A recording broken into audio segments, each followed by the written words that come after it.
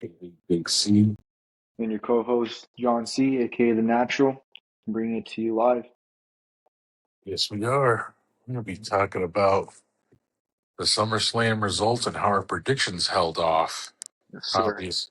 Yeah, obviously, it was one hell of a match card that was set up for SummerSlam night one and night two. We had some returns that were unexpected. We had some predictions that went to shit in a handbag. But overall, was pretty good PLE. So we started off with night one, and we had the Women's World Championship match between champion Liv Morgan and the number one contender, the Queen of the Ring, Io Sky. Uh, you know, during our predictions before, I said that Liv was going to retain her title, which she did. Uh, it was a really good match overall. I thought that with Liv there, um, it was more along the lines of the fact that she really hadn't defended her title all that much. I don't think she defended it at all previous to that match. Yeah, I Um, don't think so. yeah, it was something like 100 days or something. I think they were saying, but she had matches, just not singles match for the title. Uh, but overall, Liv did come out with the win, and she did retain. Um, I thought during the match that Io was going to come out on top. Uh, she does her EO stuff. She just, I mean, she's an outstanding, probably one of the best female performers that the WWE has in their pockets. Um, you know, she, she always connects with the crowd. She always does her high spots, but for some for some reason, she didn't she didn't come in on top on this one here, which I'm kind of happy about because my prediction came out correctly. Uh, what did you think overall of that match? Um, if you look the at the work that Liv put in from the second her music hit psychologically, you can see that she didn't come out trying to uh, out wrestle Io Sky. She came out trying to survive. Um, she tried to slow down the tempo, and you can clearly see that she was trying to irritate all the people in the in the stadium. Uh, Early on in the match, uh, every time Io tried to grab like a wrist lock or she tried to take control with her like Japanese arm drags, uh, Liv immediately slithered out to the floor and she was grabbing her title belt and hiding behind the referee to break Io Sky's rhythm whenever she had rhythm going on in the match. Uh, when Io Sky finally got her sorry when Io Sky finally got her momentum going, uh, landing uh, that drop kick, that springboard drop kick that sent Liv crashing into the barricade. I think everybody was ready for a title change at that point. Um, but having Raquel Rodriguez step into Io's vision on the top turnbuckle, it wasn't just like any other cheap distraction. It was like a wall that forced her to hesitate, even if it's just a second. And when you hesitate for just one single second, then that just allows the other competitor to take advantage of that. Um, that split second that Io took to hesitate, it allowed Dominic uh, to rattle the top rope, and the official wasn't looking when he did it. Uh, so when Liv Morgan yanked her off that top rope and planted her face first with a is it called Oblivion? Yeah. When she planted her face first with Oblivion, Yes. Yes. the Diplomate. the entire arena they were shocked because they they realized that Io had that match won at that point, but Liv's chemistry with her faction, the Judgment Day, stole it right from under Io's nose. Yeah, that's always a plus when you have the numbers game always in your favor. Uh, Mm-hmm. like it's hard to overcome, especially when you have that Amazonian Raquel Rodriguez. Yeah, Like then you have Roxanne Perez or Little Rocks. But I mean, overall, Eagles had numbers stacked up against her before, and she's came out on top. Um, I don't think this is it for Io and Liv. I think somewhere down the line, if this still has the title, Io will overcome any and all yeah, obstacles. So the next match, we had the triple threat or the 6-man tag team up with LA Knight, Solo Sikoa, Skeets against the Bloodline. The predictions, I predicted LA Knight's team. Um, and it was, you know, this match overall, I thought it was okay. I don't think it was the match I was hoping for it to be. Although, LA Knight's team did win. Um, I did enjoy Solo's acts during this match. Like he was having a lot of fun out there. Like he was eating and bringing it back again. I thought that was a nice slap in the face to his brothers. Um, you know, the this new Solo, I think, is really getting over with the yeah, crowds, and I think that as long as he keeps this going, um, he may have uh, a singles championship run here in the future. I can definitely see that happening. Yeah, like it seemed so much fun, and I was really just laughing most of the time at it. Um, but Ellie Knight ended up getting the win by giving main event Jey Uso EFT. Um, what did you think overall?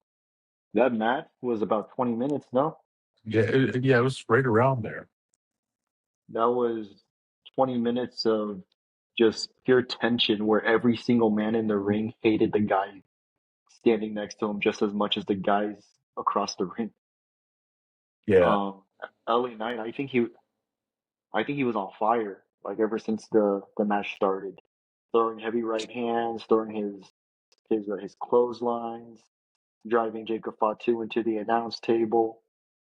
Uh, but I think the brilliance of this booking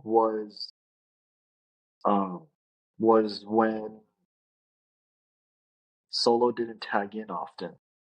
You know, yeah, yeah. I mean, he didn't. this really put the spotlight on Solo and LA Knight on this match here. But Royce Keys, I mean, he's a freaking monster. So Yeah, out of nowhere, he stepped into the ring, yeah, and yeah, yeah, it was just it wasn't much of what I was expecting, but I think it was still a good match. yeah. That's what I was saying. Like, I think I was expecting Solo, um, but I mean, like, it was a was a solid match, which really put the spotlight, like I said, on both Solo and LA. Like, a lot of fun going on. Like I said, I was chuckling watching Solo do his things there, running it back and eating the crowd and everything else. Like the crowd was really into it. Um, it was a solid match. Um, honestly, I don't want to talk before about this match. Never see, like so turn and say, oh shit, that. So I think I was kind of waiting for that to happen, and you know, and it did happen. But I think that was my eyes was waiting for the time that my eyes focus on that one. Didn't have to. Oh shit, hey, I guess this is I guess he really is gonna go back there. Uh, But yeah, it was definitely a solid match. The next match, though, kind of got me for a surprise as we had the one-on-one with Nick Aldis, the National Treasure, versus the career killer Gunther. I had predicted that Nick Aldis was going to win this match. Um, and, man, he looked good out there. He really, really good, especially for the fact that he has wrestled 3 years prior to this. Mm-hmm. So, and, and the fact that he had really, uh, a month to prepare for this match, probably right around there, because he was just been, uh, I was thinking that they're bringing it back. I was thinking that you know take it out, looking for the and he looked good, really good, looked good. But I knew it was almost over when as soon as Gunther's slapped on that sleeper hold, had that nasty, vice like sleeper hold that he has. Yeah. But this was everything I could have expected out of the form of Magnus. Uh, the celebration there at the end I thought was really nice too. James showed up, their child. Uh, so I mean, like this was another really solid match. And couldn't really have asked for too much more from the band. Nick What do you think overall? from Nick and Gunther. Yeah, Um, that is how you handle business when you put an executive, well, what WWE wants you to see as an executive into a ring with your top heel. Uh, I think that in-ring psychology was like a textbook lesson. At that point, they didn't treat Nick Aldis like an executive in a suit playing wrestler for a night.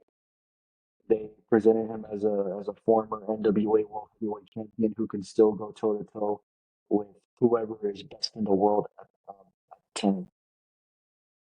Uh, giving him those few minutes of just like high impact offense, it got the crowd completely hooked, and it definitely got me hooked. I was I was excited for this match because I've been a big fan of him since his TNA days, and but at the same time, you got to protect Gunther, right? yeah. You can't have Gunther struggling or him taking a loss to someone that we see right now.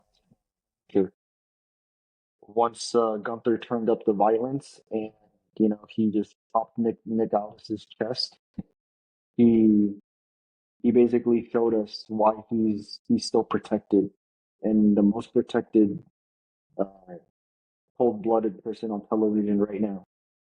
I'm not sure if I've ever witnessed Nick Aldis tap out. You know, it can't.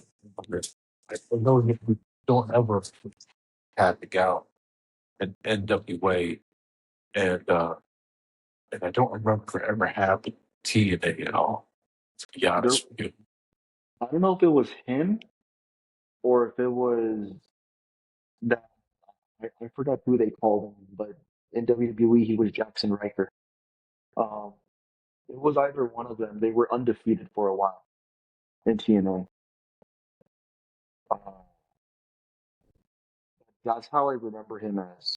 So seeing him tap out, uh, he what made it look good was that he fought until his body physically gave out. Yes. Yes, kind of like the old Stone Cold at WrestleMania 13 moment gets Bret Hart. Mhm. Yeah. Yeah. It protects his pride.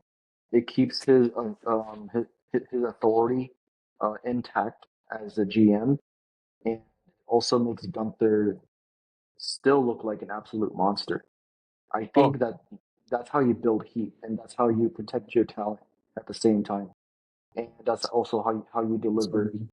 yeah. Yeah. It was, like I said, it was a fantastic match. I thought it was, excuse me, I thought it was really good. And, hopefully he decides to lay some boots up again and goes back out there. Yeah. And then we went to the other six person tag match with Fatal Influence going against the Bella Twins and Paige. Oh Uh, yeah. yep. And this match here, I had Fatal Influence winning along with you, and I also had the Bellas turning on Paige, but I Yeah. thought it was going to happen during the match. Um, You did. yes, I did. So Fatal Influence scored probably their biggest win to date as a true faction going against the Bellas at Page. Um, they won when JC ended up hitting Page the Rollins encore, and but this match was everything I wanted in a female 6-person tag match. Um, Fallon Henley and Lainey Reed, they sky's pretty much the limits for that as a tag team. And I could definitely see JC, getting a singles match very soon to get probably You the think so? United States. Yeah. Um, but what really got everybody was after the match, it appeared that the Bellas are gonna, you know, kind of console Paige after she lost, or after she took the pin, I should say, team lost. Um, it really didn't look like that until Nikki just clotheslined her down and started beating the crap out of her. And then Bree joined in, uh, basically putting an end to their relationship. Well, I thought was going to happen during the match or like just turn her back on him. I didn't think it was going to get to that extreme. But, you know, like we say, Nikki's always been a heel. She's never been that good girl. Um, what do you think? Didn't Paige later post on Twitter? She said like you fucked up. Yeah, yeah, I was, you know, see, like, so I remember like back in the day, when the Bells came out, they did the twin magic and they were heelish then. Yeah.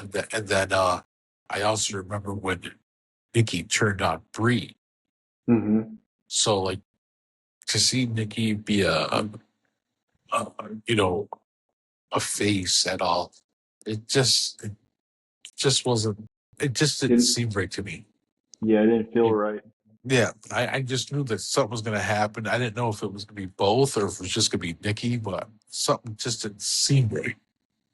Yeah. And like they I kind of changed, I kind of saw it happening, but yeah, I didn't think it was gonna happen that moment, you know? Oh, like the old saying go, a tiger never changes its stripes. And then we had the match that I thought was just absolutely spectacular.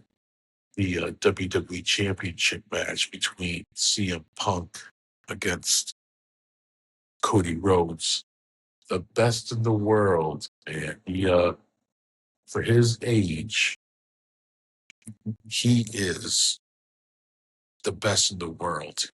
Um, you know, the, now this match here to me was like it w- it was creme de la creme, or as they say, a chef's kiss. We had a surprise during the match toward the end of it. Uh, but this was like, I mean,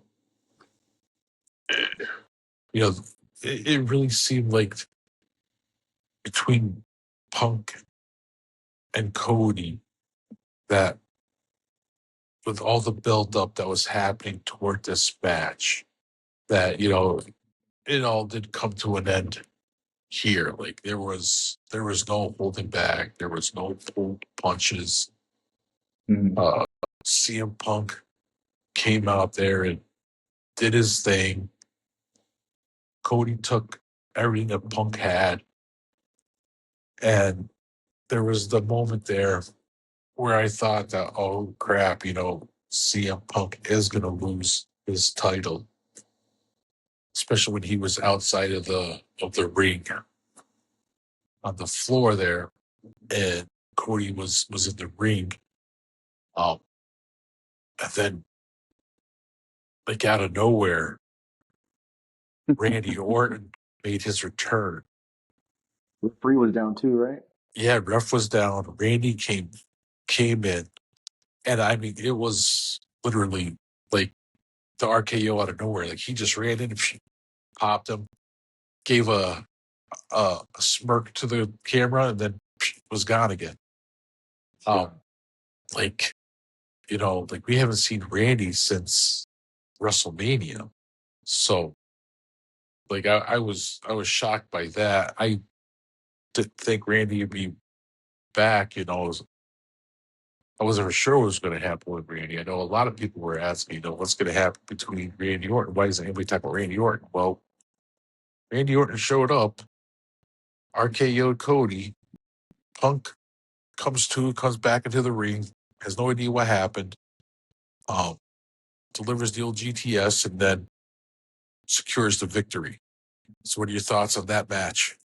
It makes me think that if they're going to put this into a storyline, maybe Randy did that to Cody on purpose because when they faced each other at WrestleMania, Cody beat him. And maybe he thinks that keeping the belt on Punk will make it easier for him to take it so that he can win the belt again. Yeah, But I don't care what the those those people on the internet are complaining about on Twitter right now. I don't care about Dave Meltzer's fucking ratings right now off this match. I What CM Punk and Cody Rhodes did in that match was a master class in pro wrestling psychology. I talk about psychology a lot. This was the master class of it. For about 20 to 25 minutes, those two guys had people hanging on almost every single sequence of that match.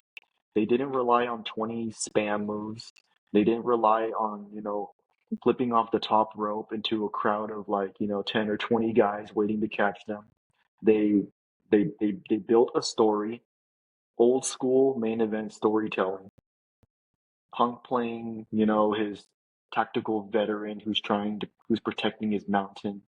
And Cody is trying to prove that he's still, the face of this company. But then the finish with referee Charles Robinson going down, out comes Randy Orton, and we haven't seen Randy since Mania, yeah. so we knew that Randy was gonna come back, but we just didn't know when he was gonna come back. When Randy Orton shows up, the place goes dead quiet just for a split second, just for like a split second, and then boom, that RKO out of nowhere. So now you look at Punk, and he has no idea what just went down. So he turns around, he sees Cody flat on his back, and then he just takes advantage of that opportunity, hits him with the GTS, and then the referee crawls over to count the pin, and Punk retains. So I think that was pure heat at that point. Uh, Randy Orton just interjected himself right into the match. Uh, he interjected himself into the world title picture by taking out the company's biggest babyface at that time. Uh, Punk didn't ask for Randy's help, but he walked out with the gold around his waist anyways. That reminds me of Elimination Chamber when Seth Rollins attacked CM Punk, and then John Cena took advantage. Yeah, So yeah, pretty much, Punk like did the same exact thing. Uh, Punk carrying the title, he he knows that he has a huge stain on it. Uh, Obviously, he knows that he didn't win clean because how else is Cody on the ground? Um, so like he even admitted in a house show that he told Cody he wants to give him a clean rematch. Um, so that's pretty much how you write a wrestling storyline. It creates three different layers. The first layer is that it creates Cody's desire for getting his revenge on Randy Orton. Because they had like a small rivalry with the whole Pat McAfee thing, all that WrestleMania shit. Uh, the second layer is the tension between Cody and Punk over a victory that's dirty, and the third layer is that Randy Orton is basically standing in the shadows as this ultimate puppet master. So I give that match an A plus, and if if anybody doesn't like that finish, then they clearly don't understand the business of professional wrestling, especially when it comes to a show like WWE. That's what they do. yeah. Yeah. The fact that now Randy Orton has bested Cody 2 times. The end of Mania, after Cody won, he ended up kicking his eyeball out of his socket. Um, Hmm. yeah, I don't know if you remember that for like a Yeah, week and a half. Cody was walking around with a black freaking eye. And then I this, remember that. and then this last time here was so. I like that he's bringing back the punch kick though. Man, yeah, yeah, yeah. So yeah, so he's like I said, it kind of shocked me. I didn't predict Randy Orton coming back at SummerSlam at all, but I was happy to see Punk take the title. Then we went to the main event. It's usually David versus Goliath. This was Goliath versus Goliath. Boba Fett, Brock Lesnar, Hell in a Cell. Holy shit! Um,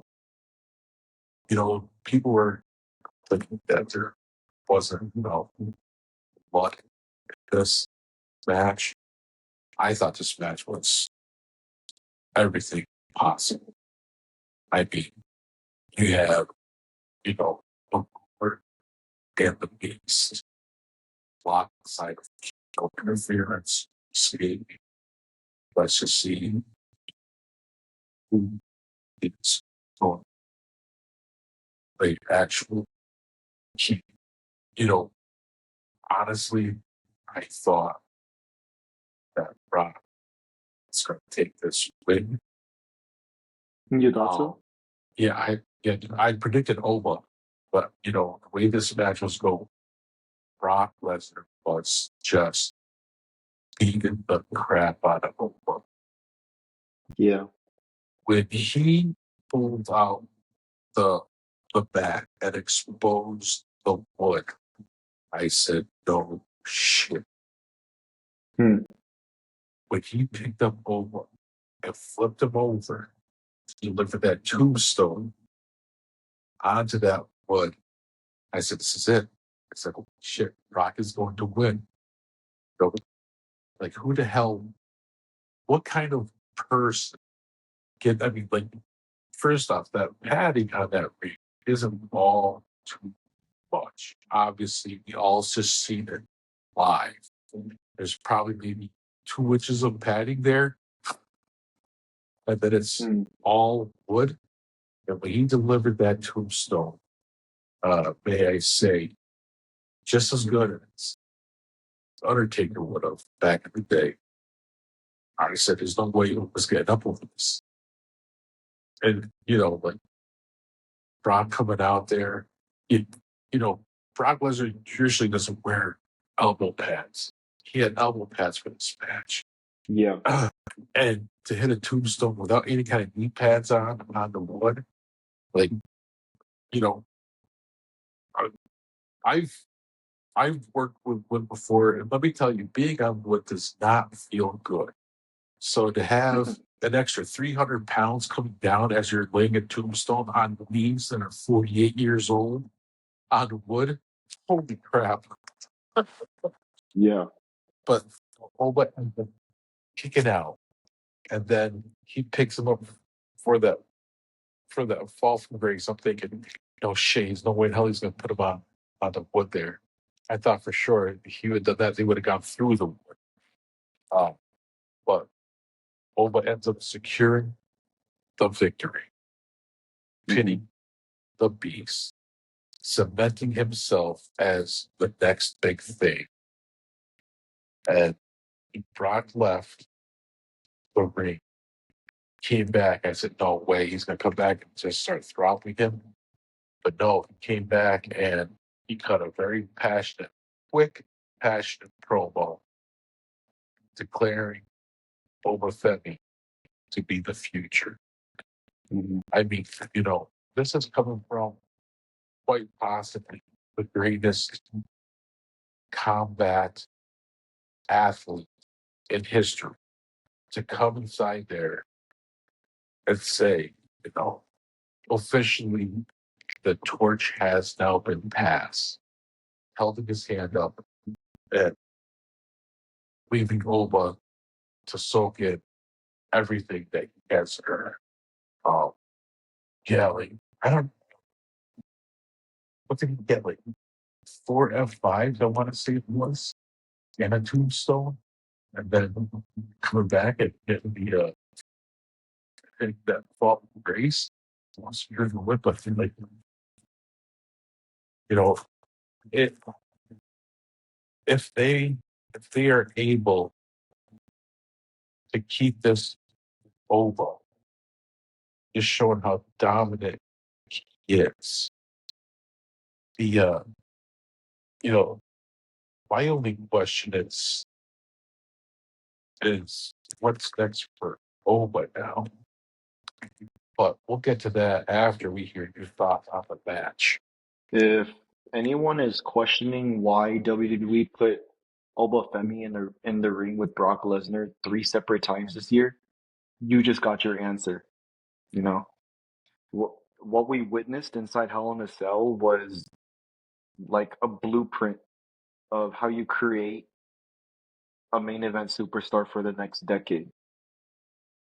Brock Lesnar, a guy who built a legacy on destroying Hall of Famers, he did not just lose to Obafemi. He laid down. Uh, he took a power bomb. I think it was supposed to be on bare wood.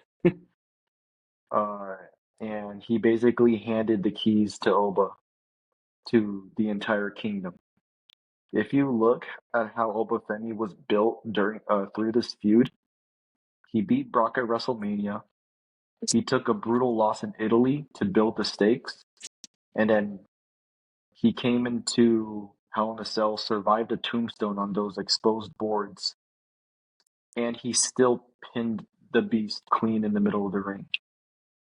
You don't get a better stamp of approval than someone like Brock Lesnar grabbing the mic, calling you the future, and then hanging up his boots on the Pat McAfee show a couple of days later. So at this point, Obafemi is not just a prospect anymore. After putting a guy like Brock Lesnar into retirement, Obafemi is the guy on the main roster now. Period. Yeah, absolutely.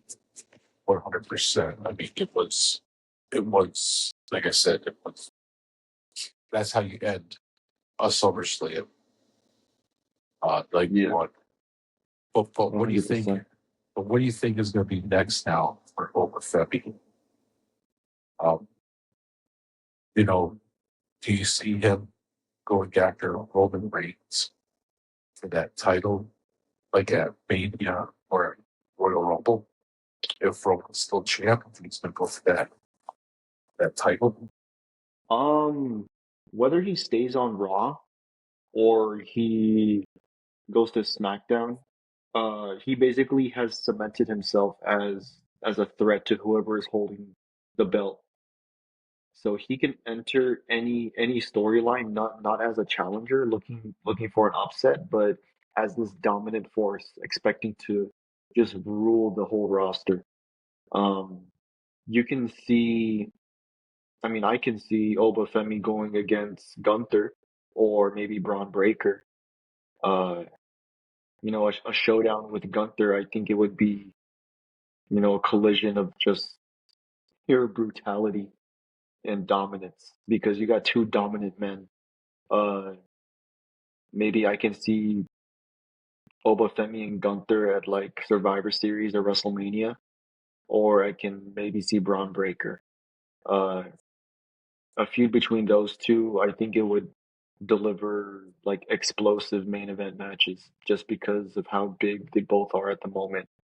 Yeah. Uh, it's, but at the same time, now that he holds the keys to the kingdom passed down by Brock, I think he needs a consistent like weekly narrative to build his identity.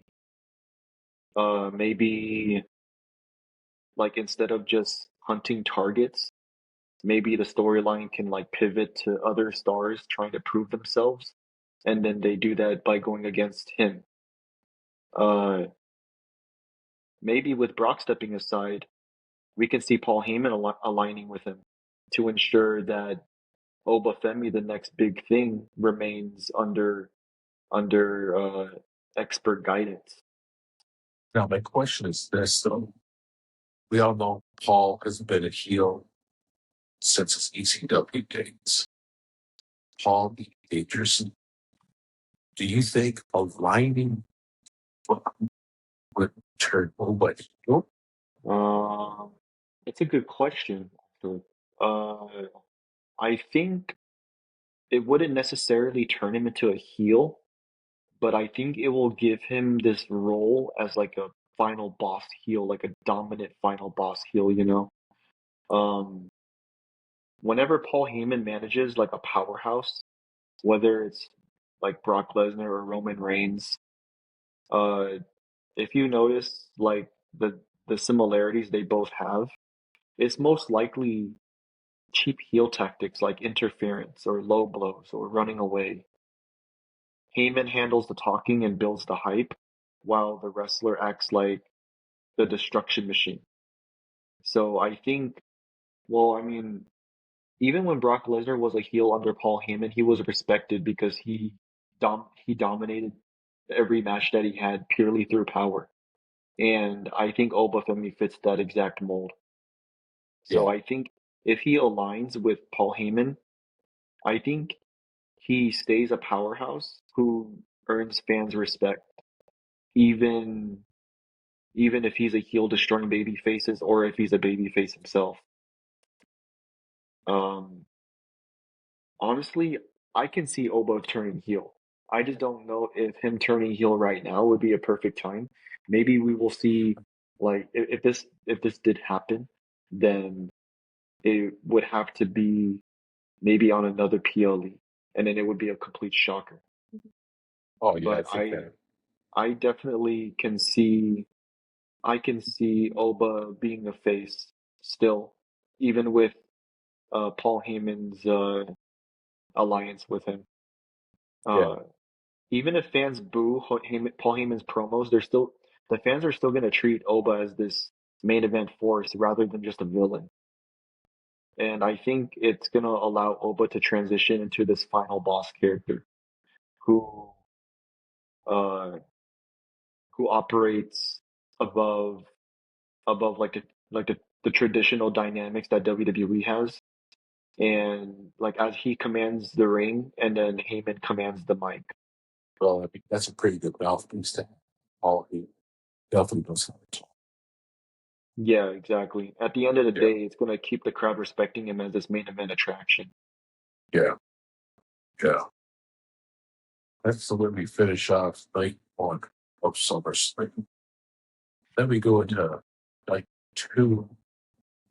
First match, we have number one contenders match between Sami Zayn and Finn Balor. Now, during our predictions, I had Finn Balor win this match. But that all got shot to shit in a heartbeat.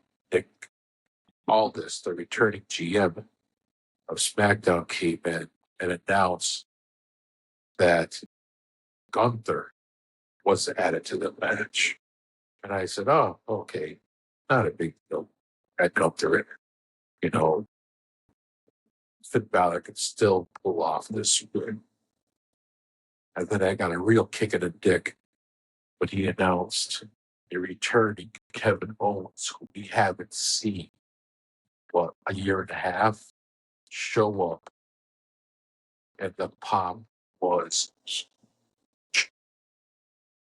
oh, so, yeah, I can understand the griping between Zayn and Balor, making a miracle, but that the pure shock, the announcement of Gunther, they returned Kevin Owens.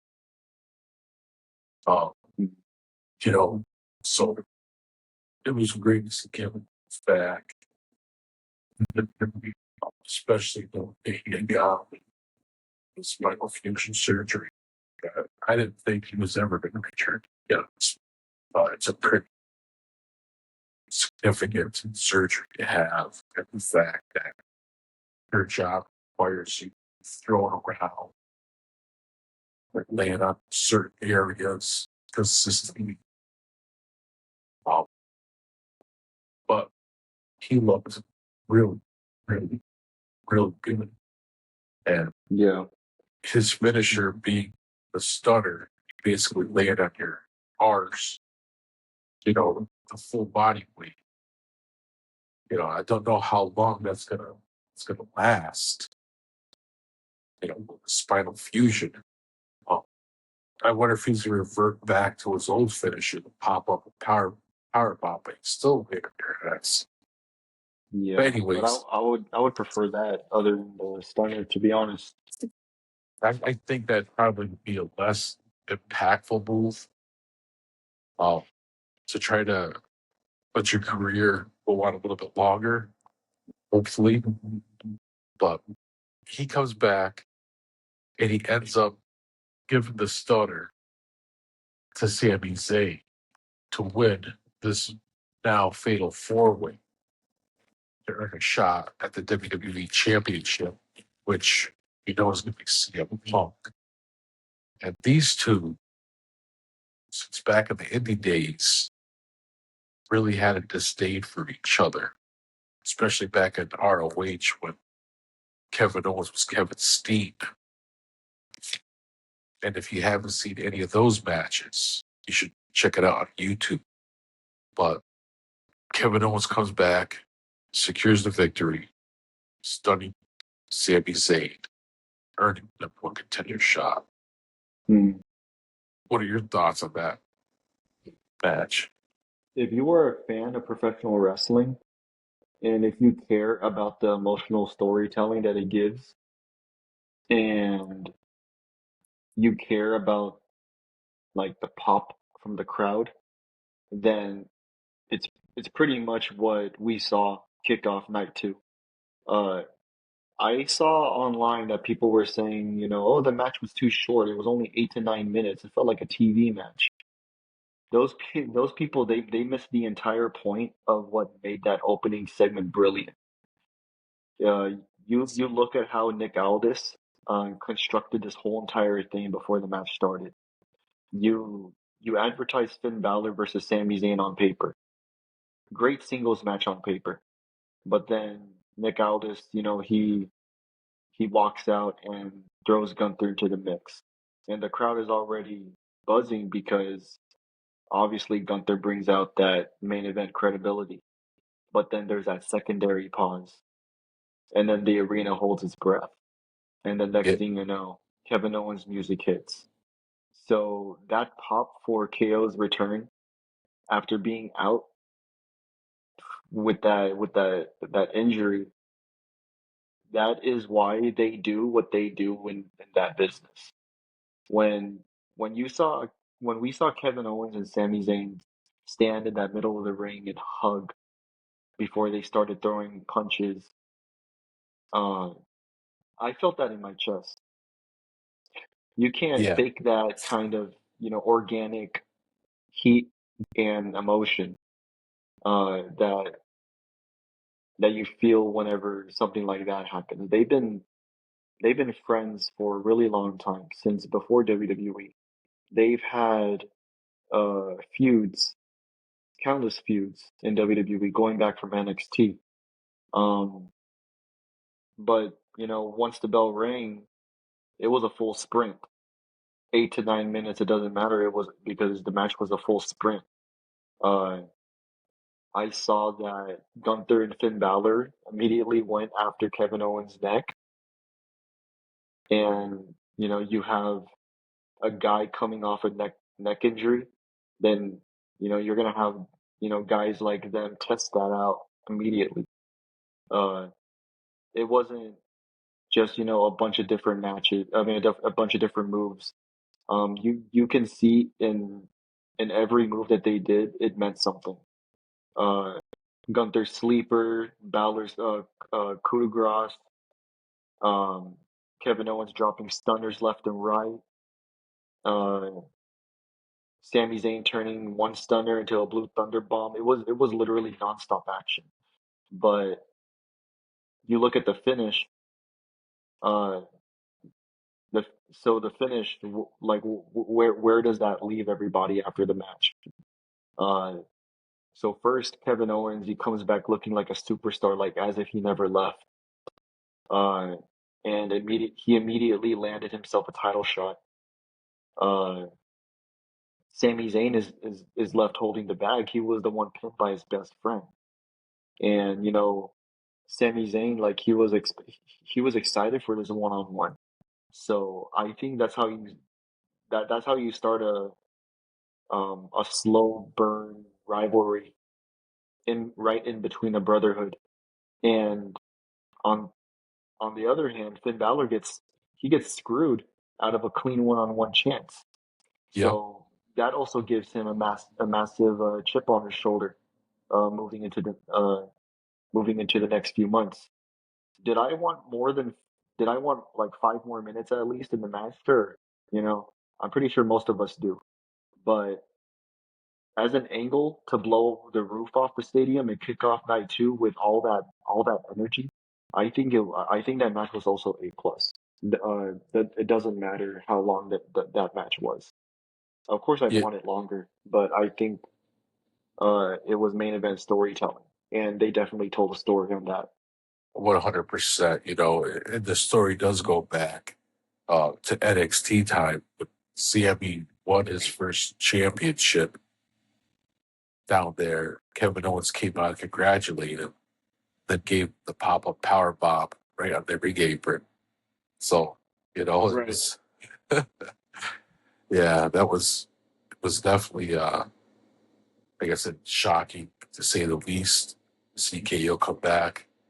Um, and then, I mean, obviously, this feud between him and Punk and him and Sammy and possibly him and Finn and him and Gunther. I mean, there's so many ways this could go now, and it's all gonna be very good storytelling. Right. Um, Then we go into the men's United States Championship match. The champion whooped that Trick Williams going against the returning Baron Corbin. I had Baron Corbin winning this match in our predictions here. Um, and the funny thing, which I just want to mention real quickly, is this right here. So Baron Corbin is in the WWE. He returned a few weeks ago, right? Yeah. Baron Corbin, aka Bishop Dyer, still wrestles at Major League Wrestling as part of their tag team, Skyscrapers. Really? Yes, he pulls double duty. So on He allowed to? Saturday, that's what I'm so confused about. So the Saturday before night two, he was on MLW Fusion with Donovan Dijak as part of the Skyscrapers of the titles, cutting promos. He leaves Fusion and goes to SummerSlam for night two. Is Now, MLW pre-recorded? you know what? I'd be honest with you, I don't know for sure. But yeah, he was on Fusion the night before with Donovan Dijak and Josh Bishop. This is where I'm all kind of confused at, because I mean, even if it was pre-recorded, like how far did they record? Like, are they recording months ahead of time? Because he's been on WWE television now for roughly a month, I want to say. Um, I'm not for sure exactly how this rolls out, because the storyline previous to his first show up at SmackDown was that there was contract disputes and he wasn't on MLW with Donovan Dijak, which is why Josh Bishop showed up so that they were still the tag teams. You know, the storyline at MLW was they don't know what's going on with Bishop Dyer. You know, there's contract disputes happening, but as a champion, there has to be, as a tag team champion, two, you have to have two people in your tag team. And then they brought out uh, Josh Bishop while this whole thing was being sorted out. And then that following week on Friday, I see the returning Baron Corbin when he attacked both Trick and Carmelo. And I said, okay, that makes sense then in this year, so that it's over and done with now. They're going to say that the contract had expired. They're going to come to the terms, and this is where it's at. But then the following week, or that following Saturday, the next day, they had Bishop Dyer there cutting a promo with Josh Bishop and Donovan Dijak. And then the next week on SmackDown, Baron Corbin's there. And then the following night on Fusion, Bishop Dyer's there again. So I don't know exactly how all that works out as far as the inner workings go. But yeah, he was on Fusion Saturday. He shows up Sunday for night two of SummerSlam, take on Trick Williams. And he ends up, you know, he ends up taking out Little Yachty, and then he ends up winning the belt from Trick Williams. He ends up giving the days a tricky trick and taking the belt. Now this match, it was a great match. Not the best on the card overall, in my opinion, but it was a typical Baron Corbin match. You know, a lot of high impact moves. Uh, I thought Trick looked great inside the match overall. Uh, seeing little Yachty go flying, put a smile on my face. Uh, but Corbin definitely cemented himself as another heel, which the WWE needs more of. Mhm. What did you think? I predicted that Trick Williams was going to win, but then after Corbin winning, I realized why Corbin winning works. And it works because Trick Williams has been on this really hot run since winning that title at WrestleMania. But, you know, every young wrestler on the main roster, it needs adversity. If a guy just steamrolls everybody without ever getting pushed to his limit, then the fans are going to get bored. And Baron Corbin coming back as this grizzled veteran who knows literally every trick in the book, I think that is the best thing that could happen to Trick right now. He didn't beat Trick clean in the middle of the ring. He basically stole it at SummerSlam. Yes. And then he used the same cheap tactic on SmackDown, right? Um, that's psychology 101. It makes Corbin this heel who stole a championship, and it literally forces Trick to grow up and learn how to deal with veterans who cut corners like that. So if you look what it did for the rest of the division, um, Trick Williams gains the sympathy of the fans because he got cheated twice, right? Uh, Baron Corbin, he carries this heat as a champion uh, that nobody literally wants to see holding bold. Like the fans, they don't want to see Baron Corbin holding bold right now. They want to see Trick Williams right now because they're all behind Trick Williams. Yeah. And that also gives some space for Carmelo Hayes to jump in the picture. And I think uh, why Baron Corbin winning at SummerSlam works is because that is how you protect a young star like Trick while building heat for a heel champion like Baron Corbin when he just returned. Yeah. Uh, you know, it's, like I said, it probably wasn't the best match overall, but it was a real solid match.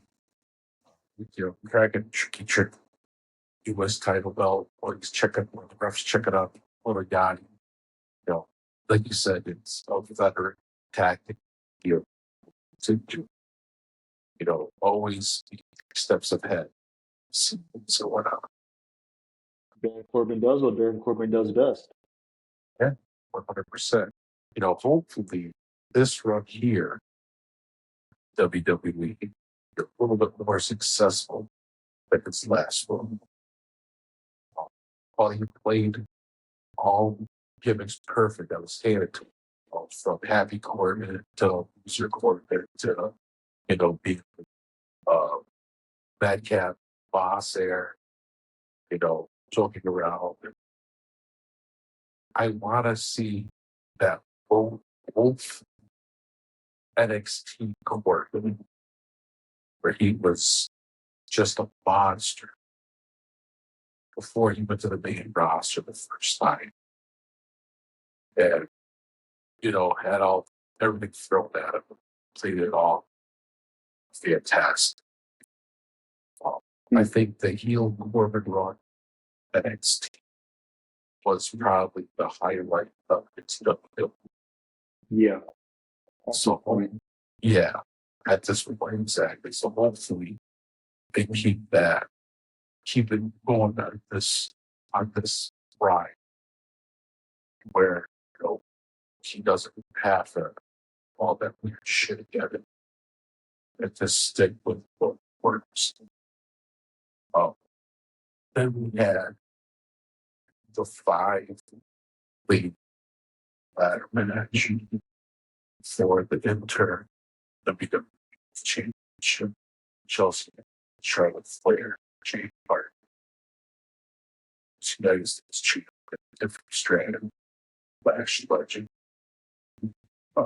We both had Chelsea win this match. Like, how much over can a person be and not get a title? This match here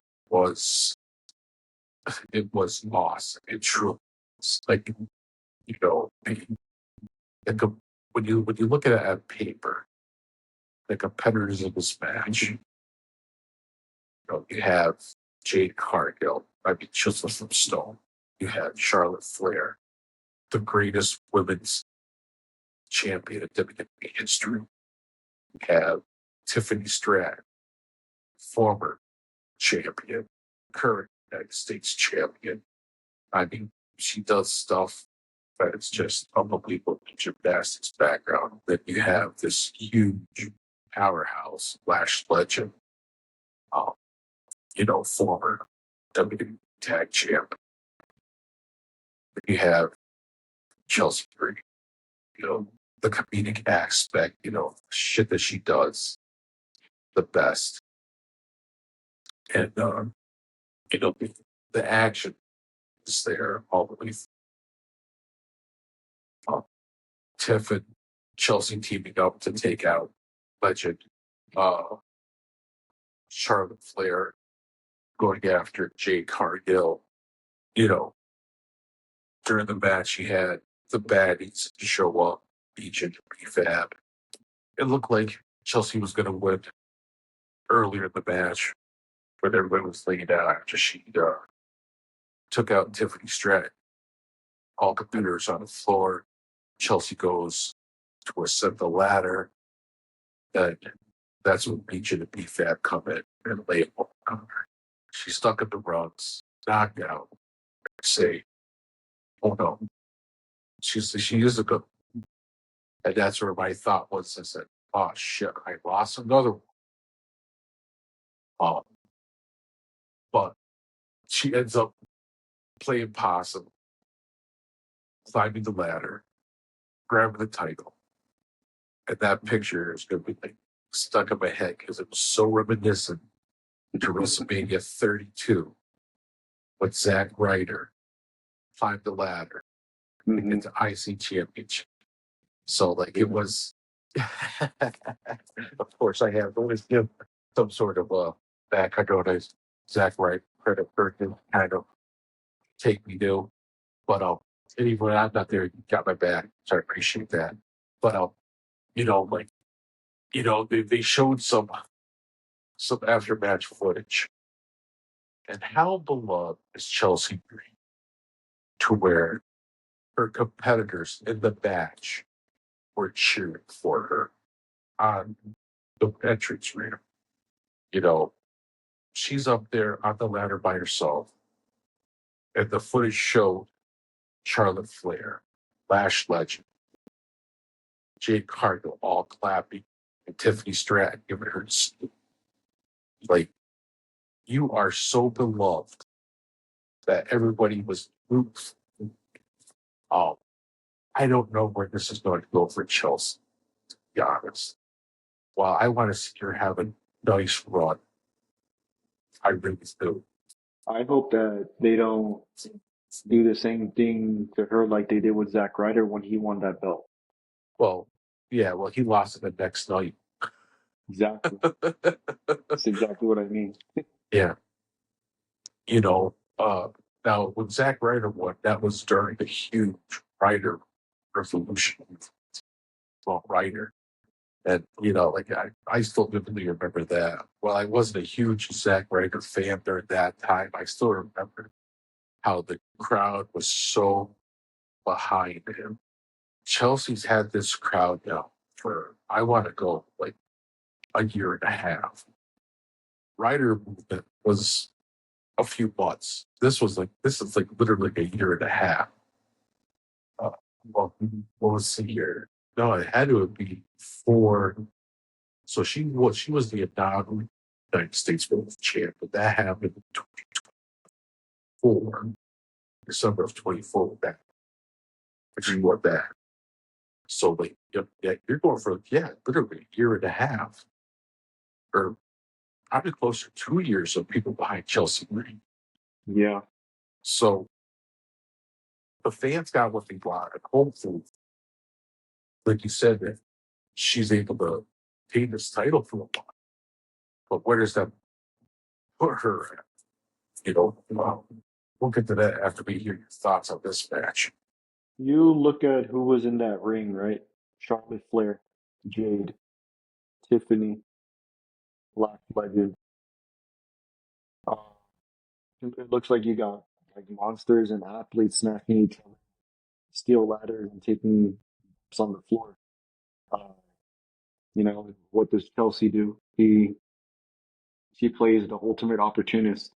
You know, she she lets the heavyweights tear each other apart, survives the outside interference, and then she sneaks up on that ladder while everybody else is laid out on their backs.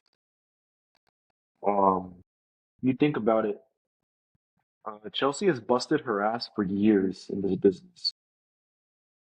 She went from taking that terrifying table bump at Money in the Bank to holding up, world title gold at SummerSlam. Um, Now you have a champion who is a heat magnet right now on SmackDown. You give her the belt, you let her gloat, you let her brag, and you let her act like she's the greatest athlete in the world. So now you have anybody who's going to come in with an angle ready to go. Uh, where does this go for Chelsea? Yeah. Uh, I'm not sure. Uh, maybe a feud with Rhea Ripley. Uh, maybe open challenges. Uh, maybe she can just be like this comedy champion. Uh, but at the end of the day, you can make Chelsea become this top heel on SmackDown with the belt. You know, she's like bragging about being world champion, but she's also going to be dodging tier contenders. Uh, and I think that she can be the ultimate target for someone like Rhea Ripley uh, for when she returns. And The then only, maybe she'll return and they're going to unify the titles. yeah, so the only fear I have is that you're hopefully, like you said, she keeps. Because I don't want to see this braggadocious, you know, over exaggerated Chelsea Creed out there. Go hoop and holler and really, really play to the crowd. Maybe she'll become the greatest women's champion of all time. Who knows? Um, and then we had the comic match of SummerSlam. Human buddies on a bowling match between Danhausen and Dominic Mysterio. Now, this has been building up for weeks and weeks and weeks. The Judgment Day want their $100,000 back. And they're just tormenting poor little Danhausen about the money they supposedly stole. Um, I had Dominic Mysterio winning this match, and I really thought that that was going to be the case. We really haven't seen Danhausen wrestle a whole hell of a lot. And when he does, he usually ends up having someone there, from supporting the body, so, there's usually something that happens where he wins. The match itself was, in my opinion, okay. It wasn't, it really wasn't the best match, but you kind of knew that going in also with the character that Danhausen plays, the stipulation of the match. I just, like, it was great for kids and for like non-traditional wrestling fans. But to someone like me, it was just an okay match. Um, Yeah. what were your thoughts on? Well, what really could you expect from a match like that, right? Uh, I think it was Vince Russo who made pole matches famous for being trash because the stakes never made sense.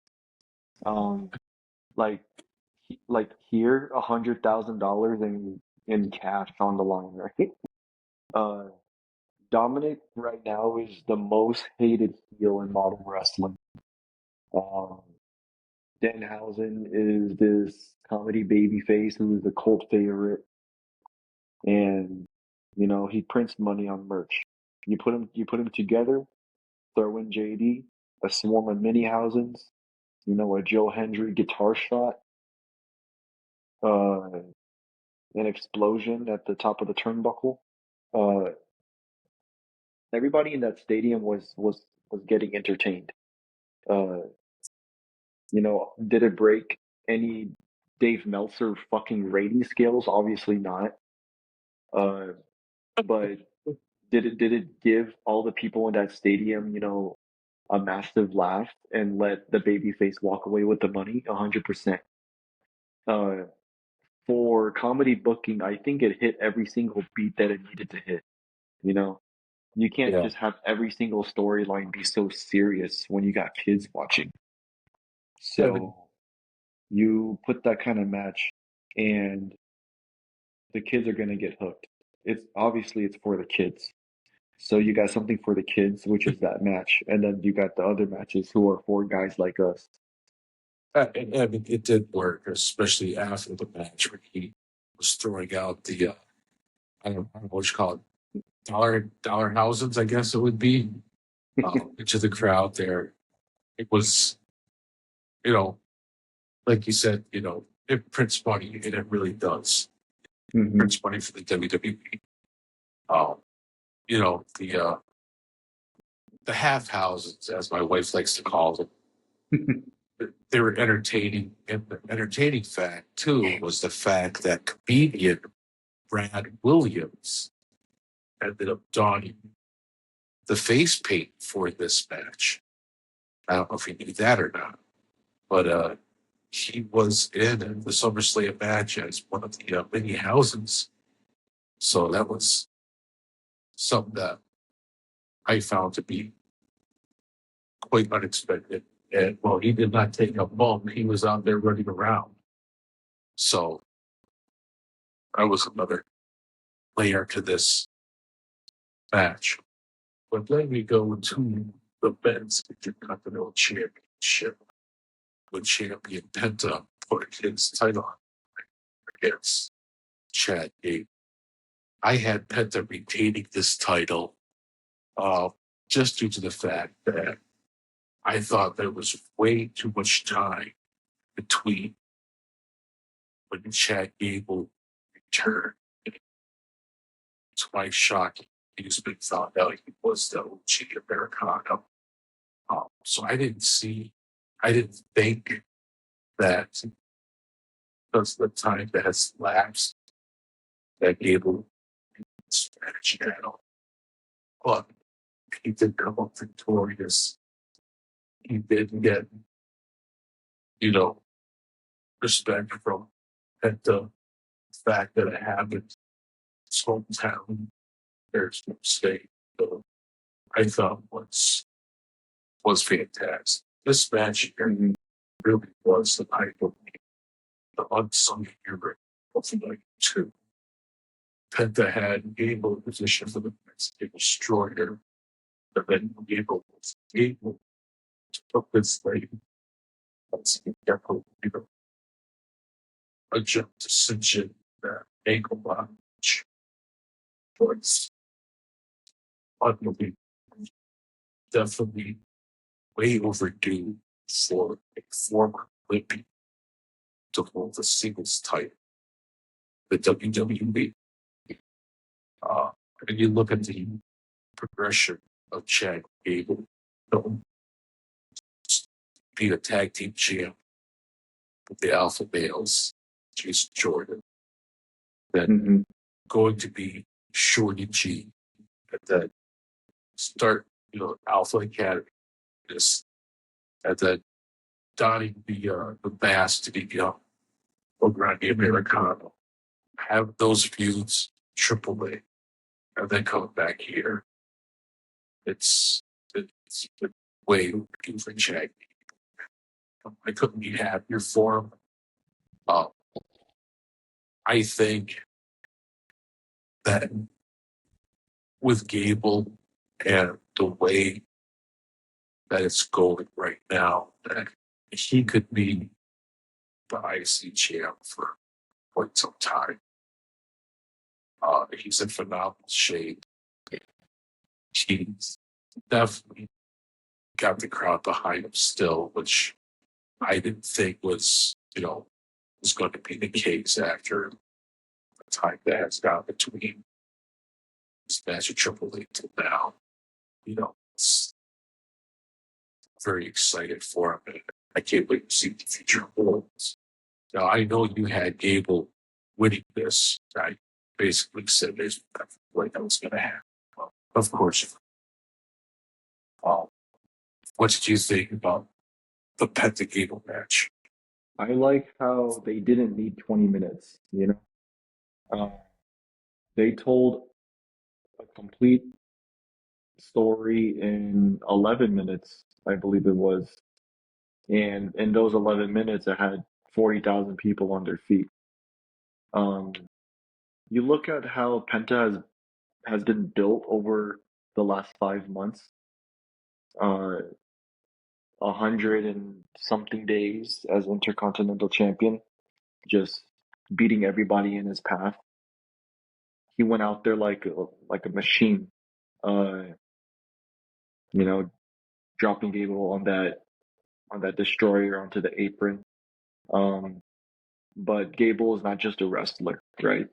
He is an Olympic caliber technician, right? Yeah. When Penta went to the well one too many times with that second destroyer, uh, Gable snapped on that ankle lock, right? So I mean, it it wasn't just a submission. It was counter wrestling at that point. Um, you look at the post match, uh, Penta handing him the belt, and he even strapped it around his waist for him, and then Yeah. Gable celebrating with his family in Minneapolis.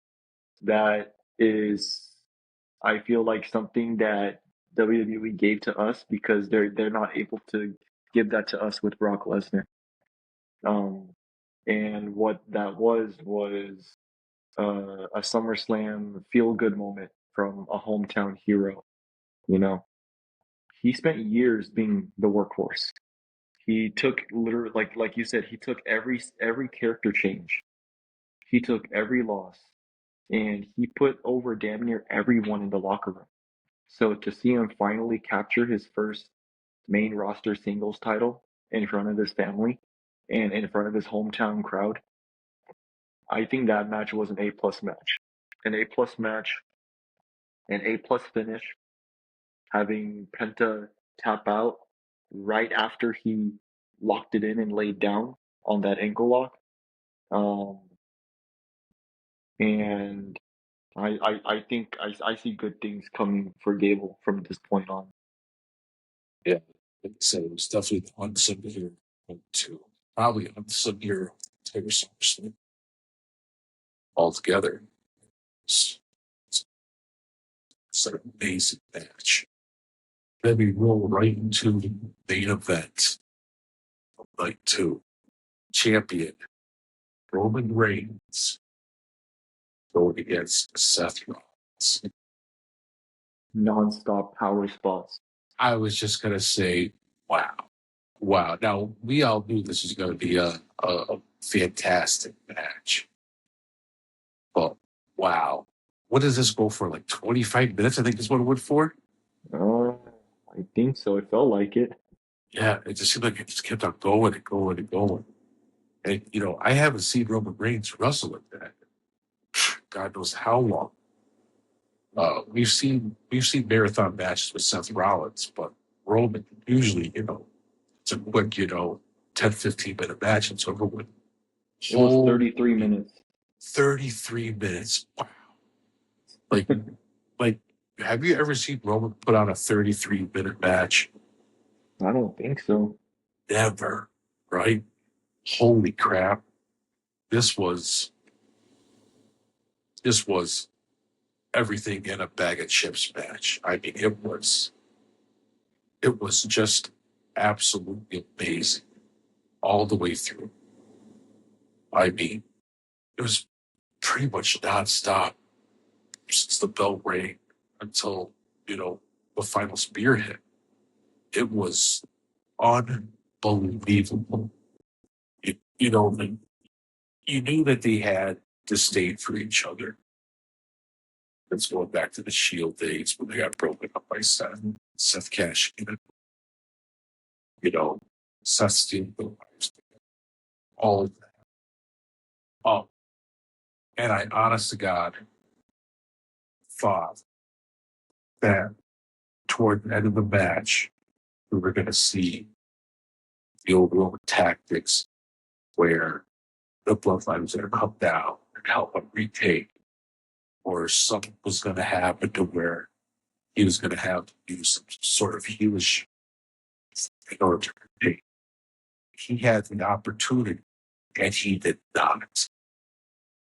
And it was everything that I hoped it would have been, and then some. Seth coming out, with the shield vest, the white shield vest of being black, the mask, uh, just basically trying to get to the head of the OTC right off the bat. That during the match, hitting a spear, doing the woo-saw, the whole 9 yards. I predicted Seth to win, and I was wrong, but I believe he won over our hearts. So I'm going to count that as a win.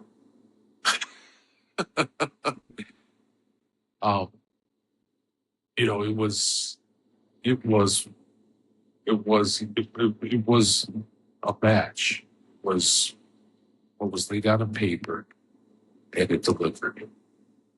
Um, right there at the end, when Seth grabbed the chair, come in, and it dropped after taking a spear from Roman. And Roman grabbed the chair. I thought for sure when Seth's back was turned, he was gonna whack him with him.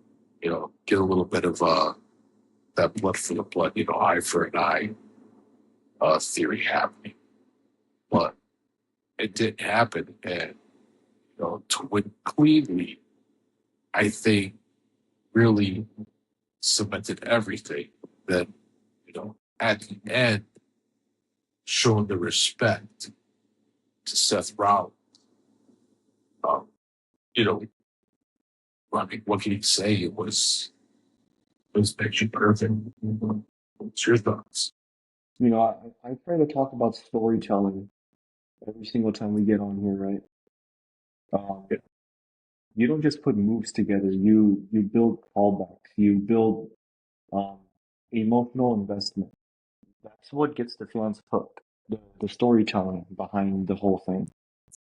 Uh, when Seth grabbed that steel chair midway through the chaos, uh, I gasped. I was shocked. Well, I didn't literally gasp, right? I was I was shocked because obviously it makes everybody remember about what happened that broke up the Shield. And you look at how Roman Reigns handled that and handled everything else. He didn't fall for the mind games this time. He didn't let Seth get into his head like he did at the Royal Rumble years ago. Um, it was, one spear, two spears, three spears. Yep. So I think that was Roman putting the nail in the coffin on a 10-year rivalry. Uh, and then after the match, when Roman extended his hand and then they hit that fist bump in the middle of the ring, Yeah. that's how you close a chapter. in the book. It wasn't a cheap finish. It wasn't no chaotic interference by the bloodline. Uh, it was two icons who have been in the business for so many years, been in WWE for over a decade. Um, they gave you a classic, clean main event, and then they acknowledged each other after the match when the dust settled. Um, and I think that being the main event was a perfect way to end night two of SummerSlam. Yeah, absolutely. Um, you talk about storytelling, you talk about chapters, right? I don't know if you caught it, but during the match, they paid some homage to their other former Shield member, Dean Ambrose. Yep. You caught that too? Yeah. But it was, yeah, it was, like you said, it was how you end uh, a PLE. It's perfect. Perfection to a T, just like it was written. You cannot tell the story of Roman and Seth without the third brother. You just Yeah. can't. Yeah. While his name cannot be mentioned on WWE television, Right. it was great. Like I kind of chuckled. I said, "Oh shit!" When Seth hit the ropes and came back and did what Dean Ambrose used to do when he did the clothesline off the ropes. Then seeing the paradigm shift happen out there, I was like, "Wow!" I said, this is marvelous. I give all the writers credit for that one right there. It was so nice to see that happen. Dean But yeah, Ambrose is the scar that never fully healed. yeah, And he's the third pillar of the Shield. yeah, When Seth yeah, grabbed that chair and they started throwing those old Shield callbacks back and forth in that war, that match, yeah. like I'm pretty sure they can feel Dean Ambrose's ghost just sitting right there on the top turnbuckle watching the whole entire thing. Oh, absolutely, absolutely. It was it was perfection to a T. Oh, it it was awesome to end up witnessing everything that happened there. Oh yeah. So overall, night one I did pretty good. On my predictions, night two I sucked a fat one. So, How did I do? but uh, well, you had Io Sky, which was a loss. You had Trick, which was a loss. You had Fatal Influence, which was a win. You had Cody, which was a loss. You had the Bloodline, which was a loss. So night one, you didn't do too good, but you really redeemed yourself on night two, though. You had Roman retaining. You had Chelsea Green winning. You had Chad Gable winning. Uh, you had what's missing here? We have to. Finn We Balor, since Sami Zayn, but he well, lost. yeah, but see that one there. We gotta take that one out. That one shouldn't even count against our predictions because we wasn't for sure about Kevin Owens Gunther. Okay, so we'll count that one as a DQ. Okay, that was there was a because that one there was thrown in at the last minute. I'm sure if we knew that all four competitors that there probably would have seen probably had predictions. Yeah. Um, but yeah, night two you freaking smoked like literally freaking smoked me up and there's nothing left. I think I had one match right and that was the Chelsea Green one. Yeah. Yeah, so I think we pretty much should even up. I took night one, you took night two. Yeah, there you go. Yeah, this is why we're good together. I was telling my wife, I said, son of a bitch, during night one, I was telling her, I said, I should have put bets on this because I would have cleaned house. It's a good thing I didn't decide to bet on night two, though, because I would have lost everything. Everything would have just evened out. Yeah, even out. But yeah, it was overall, this was a very good pay-per-view. Hopefully going forward, the WWE continues this. Now, the next major one is going to be Saturday night's main event. And then we head into Money in the Bank. So, hopefully these storylines are going. Hopefully Saturday night's main event keeps its momentum flying through. And we head into Money in the Bank. Yes. All right, my brother. Well, let's put a pin in this one until next time. Sounds good. All right.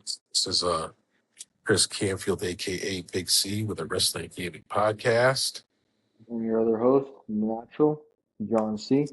Wishing y'all to have a wonderful rest of your day, and peace out. See you later, guys.